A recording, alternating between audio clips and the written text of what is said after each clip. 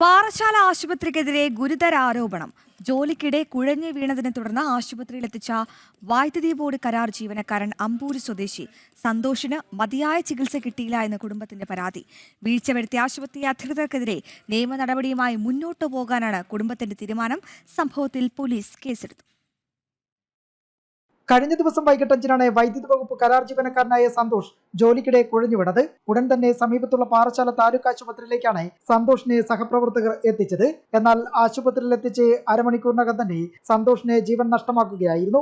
അടിയന്തര ജീവൻ രക്ഷാ ഉപകരണങ്ങളും മതിയായ ചികിത്സാ സൗകര്യവും ആശുപത്രിയിൽ സന്തോഷിന് ലഭിച്ചില്ലെന്നും ഇതാണ് മരണം സംഭവിക്കാൻ കാരണമായതെന്നുമാണ് സഹപ്രവർത്തകരുടെയും കുടുംബത്തിന്റെയും ആരോപണം. ആശുപത്രിയിൽ ഡ്യൂട്ടിയിലുണ്ടായിരുന്ന നഴ്സുമാർക്കൊന്നും തന്നെ വേണ്ടത്ര എക്സ്പീരിയൻസ് ഇല്ലായിരുന്നുവെന്നാണ് ബന്ധുക്കളുടെയും പരാതി. നമുക്ക് കൃത്യമായിട്ടുള്ള ചികിത്സ പാറശാല ഹോസ്പിറ്റലിൽ നിന്ന് കിട്ടിയിട്ടില്ല. അപ്പോഴത്തെ ഡോക്ടർമാർക്ക് നേഴ്സുമാർക്ക് എന്ത് ചെയ്യണമെന്ന് അറിയില്ല. അവർ ആ സമയത്ത് അവിടെ ഉള്ള ഒരു സജ്ജീകരണം ഇല്ലായിരുന്നു. ആ ലൈറ്റ് അവിടെ ഉള്ള സംവിധാനം ഒന്നും ഇല്ലായിരുന്നു. അവർ ഇത്രയും ആഡംബരമായിട്ട് കെട്ടിപ്പൊക്കിയ ഹോസ്പിറ്റലിൽ നിന്ന് ഉദ്ഘാടനമൊക്കെ ചെയ്തതാണ്. അവിടെ യാതൊരു സജ്ജീകരണ സംവിധാനമൊന്നും ഇല്ല.